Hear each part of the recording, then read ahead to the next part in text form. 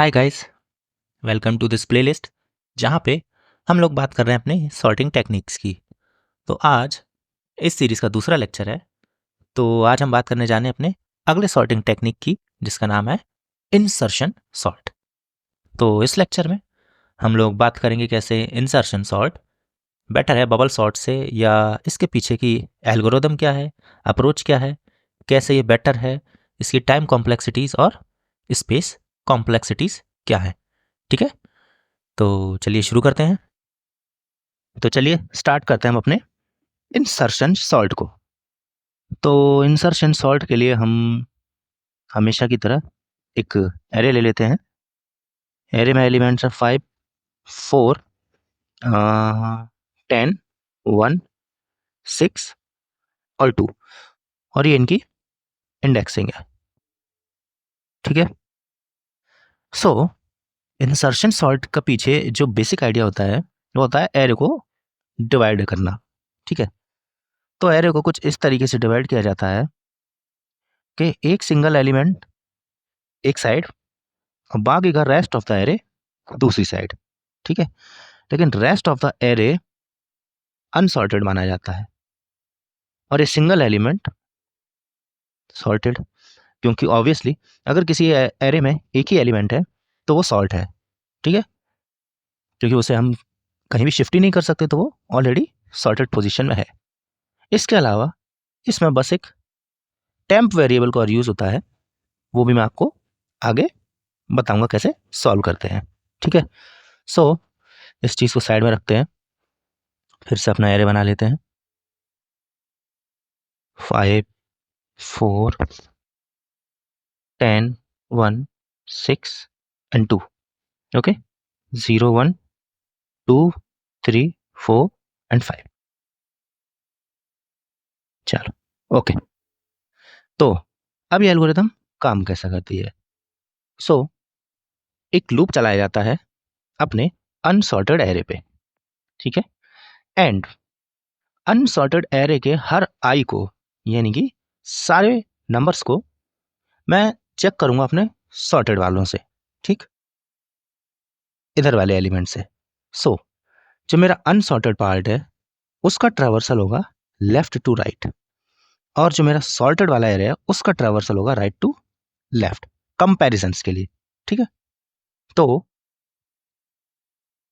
मैं एक loop initialise करूंगा एंड उसमें अपने लेफ्ट वाले पार्ट को, जो भी अनसॉर्टेड एरिया है, उस पर ट्रैवर्स करूंगा।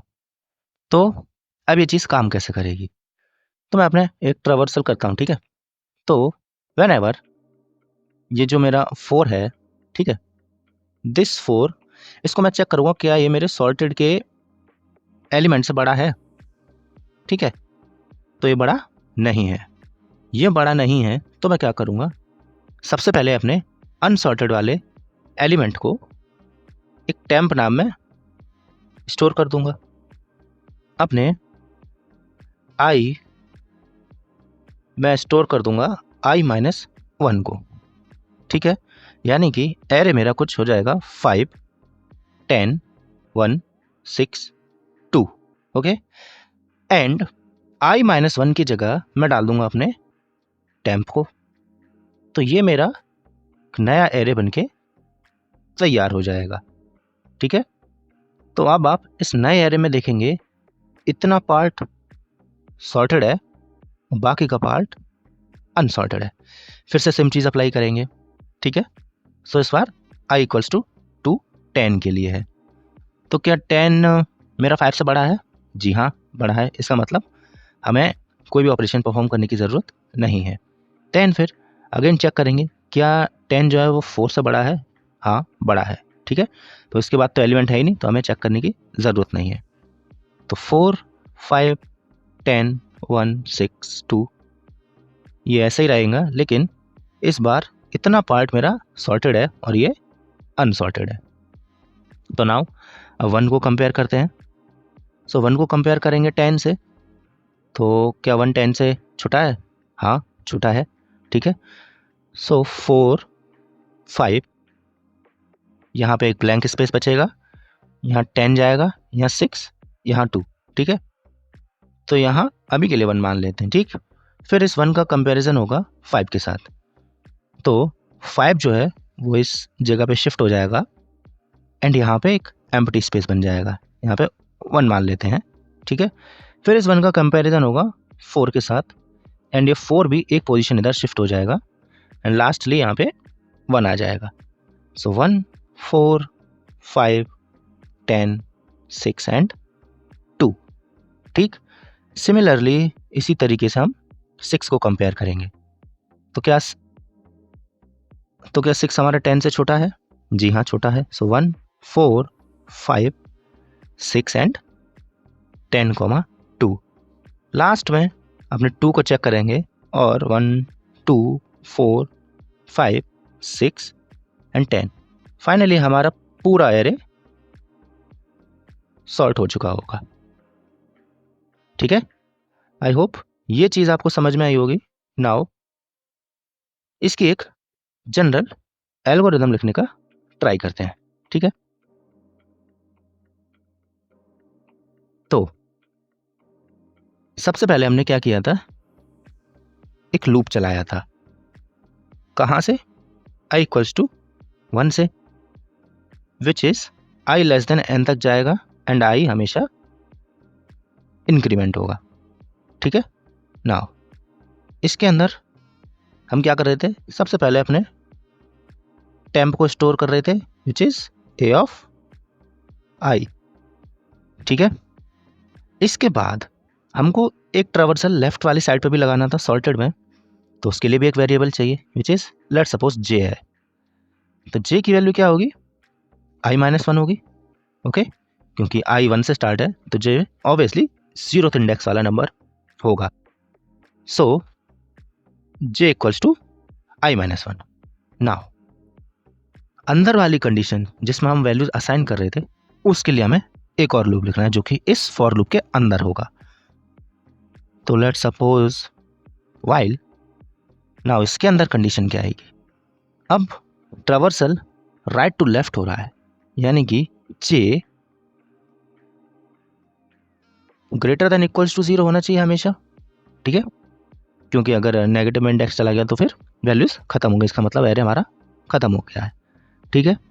अब ये कंडीशन तो ट्रू होनी चाहिए, लेकिन इसके साथ एक और कंडीशन ट्रू होनी चाहिए, क्या? कि जो भी हमारा a ऑफ j है वो ग्रेटर होना चाहिए हमारा टेम्प से, करेक्ट। तभी तो हम आगे की वैल्यूज या ऑपरेशंस को परफॉर्म करेंगे, ठीक है।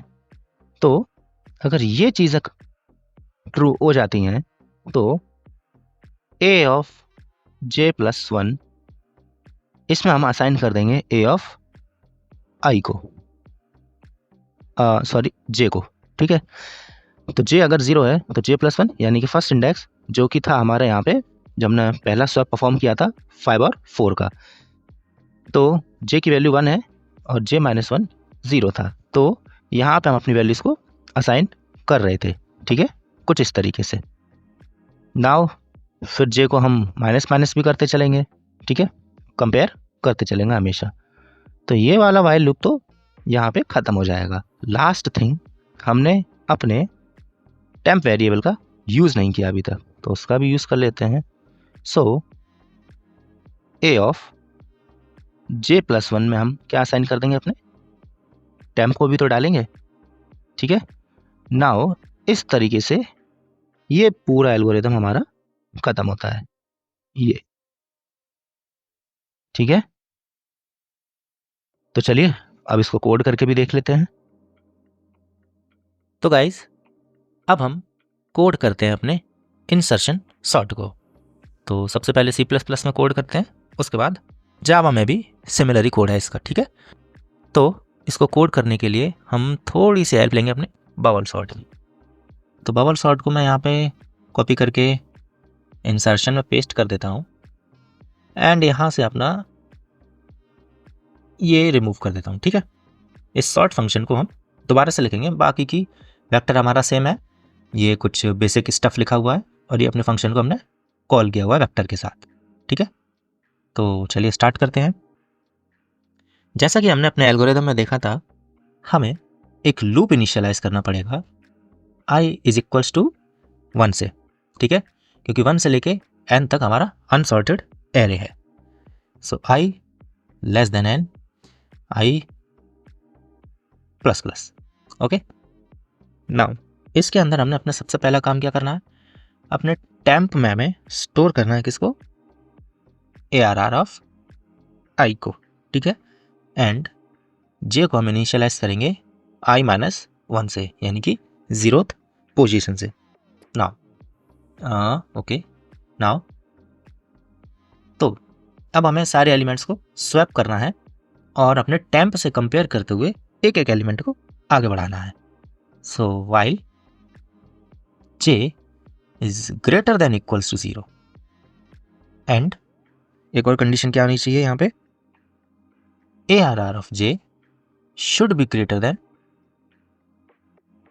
टेम्प। ओके, इतना काम हमने कर लिया। देन ARR के j प्लस 1 में हम असाइन कर रहे थे अपने ARR ऑफ j को, ठीक है, ये स्वैपिंग वाला टर्म है। देन j को डिक्रीमेंट करना था। नाउ वाइल लूप के बाद जो केस हमारे पास बचता है वो था j प्लस 1 में अपने टेम्प को असाइन करना, ठीक है। तो ये मुझे एरर क्यों दे रहा है कि ये सभी फॉर लूप के अंदर है, ठीक है। Now this is complete. तो चलिए इसको सेव करते हैं। तो ये हुआ सेव एंड इसको करते हैं रन। तो रन करने के बाद ओरिजिनल एरे ये था हमारा एंड हमारा सॉर्टेड एरे कुछ ऐसा दिखाई देता है, ठीक है। तो अब इस कोड को चलिए जावा में पेस्ट कर देते हैं, देखते हैं वहाँ चलेगा या कुछ चेंजेस करने पड़ते हैं। तो ये आ गए हैं हम अपनी जावा फाइल में इंसर्शन सॉर्ट के साथ। तो ये भी सेम फंक्शन बनाया हुआ है हमने, यहाँ पे कुछ भी ऐसा नया नहीं लिखा है। तो अपने C++ वाले कोड को यहाँ पेस्ट करते हैं एंड यहाँ पे लेंथ फंक्शन होता है, साइज नहीं, ठीक है। तो इसको करते हैं यहाँ पे रन और देखते हैं यहाँ पे इनपुट और आउटपुट कैसा मिलता है। So original array and then sorted array, ठीक है, यानी कि कोड तो हमारा ठीक से काम कर रहा है। अब बात करते हैं इसकी टाइम कॉम्प्लेक्सिटीज़ और स्पेस कॉम्प्लेक्सिटीज़ के बारे में। तो जैसा कि आप देख सकते हैं इसके अंदर भी नेस्टेड लूप प्रेजेंट है, तो इसकी टाइम कॉम्प्लेक्सिटी भी बिग ऑफ n² है, ठीक है। एंड स्पेस यहाँ पे एक कांस्टेंट स्पेस है क्योंकि हमने कोई नया एरे यहाँ पे क्रिएट नहीं किया है, ठीक है। तो स्पेस भी यहाँ पे सेम ही रहेगा, ठीक है, चूँकि हमें एक नॉर्मल एरे में दिया गया था। तो no extra space and time complexity big of n², ठीक है। तो इस लेक्चर में बस इतना ही। Till then happy coding.